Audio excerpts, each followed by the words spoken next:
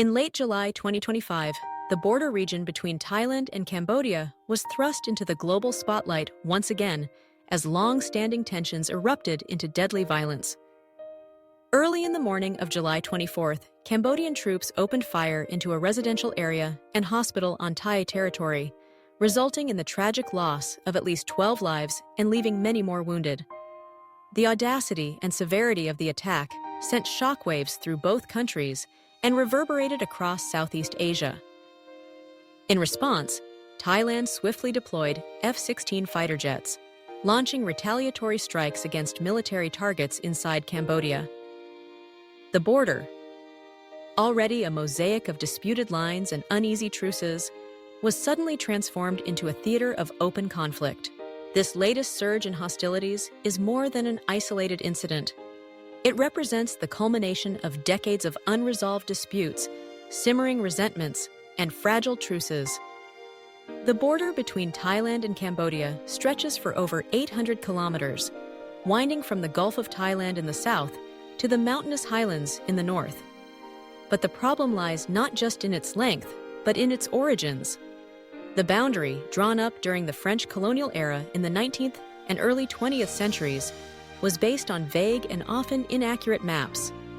As a result, several patches of land remain contested, and the most volatile among them is the area surrounding the Preah Vihear Temple. Perched dramatically atop a cliff in the Dangrek Mountains, Preah Vihear is more than an ancient Khmer sanctuary. It is a lightning rod for national pride and historical grievance. Geographically, the temple lies on Cambodian soil, but the easiest access is from Thailand. This inconvenient fact has fueled rival claims for generations. The temple's strategic location offers not only spiritual significance, but also military advantage, commanding views over vital roads and high ground. The surrounding terrain, with its steep cliffs and dense forests, makes precise border demarcation nearly impossible, especially when each side clings to its own version of history. The historical roots of this conflict reach deep. In the centuries between the 9th and 13th, the Khmer Empire was the dominant power in the region, constructing monumental temples like Preah Vihear. But as the Khmer declined in the 14th century, the Ayutthaya Kingdom, ancient precursor to modern Thailand, rose in power and extended its influence into Khmer lands, including the region around Angkor and Preah Vihear. The memory of these historical shifts of territory has never faded. For both Thais and Cambodians, the border is not merely a line on a map, but the living scar of centuries of rivalry and contest. Colonial intervention only complicated matters. In 1904, France and Thailand signed a treaty that left much to be desired in terms of clarity, especially around the Preah Vihear area. The French-drawn maps favored Cambodia, while Thailand has always argued it was coerced into ceding land. This ambiguity set the stage for modern disputes. When Cambodia gained independence in 1953, the border issue quickly resurfaced. In 1962, the International Court of Justice awarded Preah Vihear to Cambodia, relying on colonial-era maps. Thailand was compelled to withdraw its troops, but the bitterness lingered. Tensions flared again in 2008, when UNESCO designated Preah Vihear as a World Heritage Site under Cambodian administration. In Thailand, nationalist groups, most notably the Yellow Shirts, erupted in protest, seeing the decision as a fresh humiliation and a loss of sovereign territory. From 2008 to 2011, a series of armed clashes broke out around the temple and nearby areas, resulting in dozens of deaths, hundreds of injuries, and the displacement of over 30,000 civilians. Cross-border trade and tourism ground to a halt. Eventually, with mounting international pressure, both sides agreed to a ceasefire.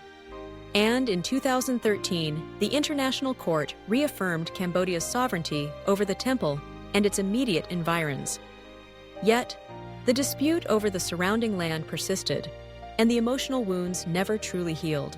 The events of July 2025 are a stark reminder that history is never far from the present. The gunfire in the disputed regions, this time not only near Preah Vihear, but also in other contested border stretches, serves as a grim echo of past violence. As always, Both sides accused each other of provoking the attack. Cambodia claimed that Thai forces had assaulted a border post. Thailand insisted that Cambodian troops had infiltrated disputed territory and fired first. Within hours, both militaries reinforced their positions, with Cambodia deploying RM-70 multiple rocket launchers, powerful relics of the Cold War, and digging fresh trenches. Thailand responded in kind, sending more troops and demanding Cambodian withdrawal. Social media in both countries flared with patriotic outrage. Cambodian voices decried Thai aggression, while Thai netizens accused Cambodia of provocation. The digital vitriol mirrored the tensions on the ground, amplifying nationalist fervor and making compromise ever more elusive. The governments, mindful of their domestic constituencies, walked a tightrope between escalation and diplomacy. Just one day after the initial exchange, commanders from both militaries held an emergency meeting and agreed on a temporary withdrawal and renewed negotiations. An uneasy pause rather than a resolution. The cost of conflict is not measured only in casualties and craters. The economic and social damage is profound. Thailand and Cambodia are vital trading partners within the ASEAN community.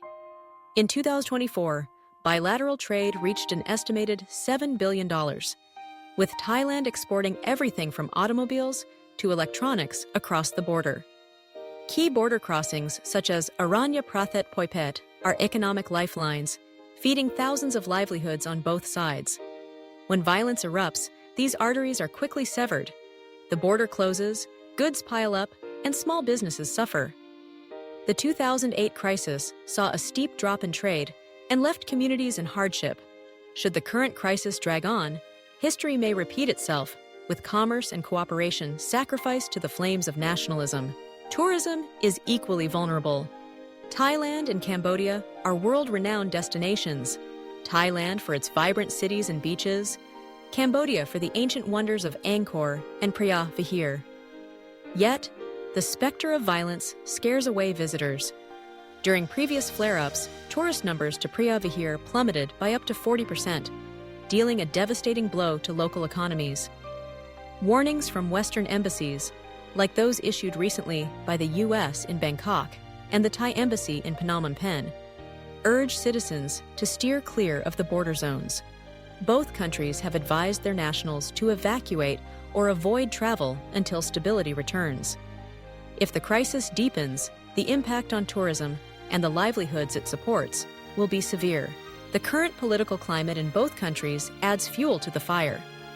In Thailand, Prime Minister Paetongtarn Shinawatra, daughter of former Premier Thaksin Shinawatra, faces mounting pressure from nationalist and royalist factions who accuse her government of weakness, especially on matters of territorial integrity. Historically, such incidents have been exploited by opposition groups to incite protests and destabilize governments. In 2008, nationalist demonstrations brought Bangkok to a standstill. The risk of history repeating itself is real. In Cambodia, Prime Minister Hun Manet, son of longtime leader Hun Sen, balances the nationalist imperative to defend Preah Vihear with the economic necessity of maintaining peaceful relations with Thailand. The temple is a potent symbol of Cambodian sovereignty and pride, making any perceived concession politically dangerous. Yet, Cambodia's growing economy depends on stable borders and access to Thai markets and goods. A prolonged conflict would undermine years of development and investment. Beyond the immediate protagonists, regional and global powers are watching closely. ASEAN, the Association of Southeast Asian Nations, has often tried to mediate such disputes, but its principle of non-interference limits its effectiveness. In past crises, ASEAN's interventions have been more symbolic than substantive. Major powers, the United States, Russia, and the United Nations, have now called for restraint and a peaceful solution. Their embassies have issued travel advisories, reflecting the seriousness of the situation. Yet, direct intervention seems unlikely, as both countries remain wary of foreign involvement and are sensitive to issues of sovereignty.